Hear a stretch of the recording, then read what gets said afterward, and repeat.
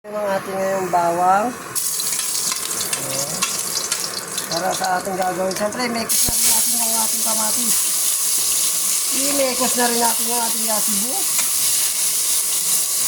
Sibuyas kasi.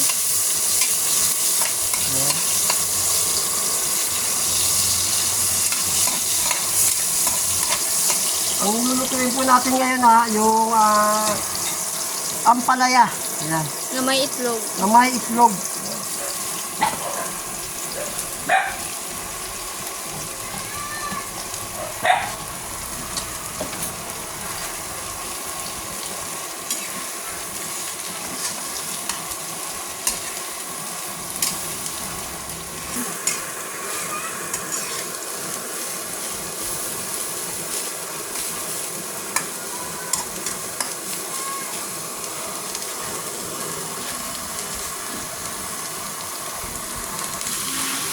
So, yan na po. Pwede na po natin lagyan ng ating tubig. Yan.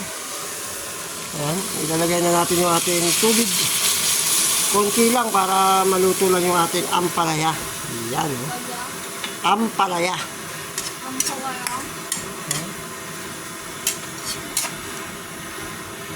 Siyempre, grabe na pagiging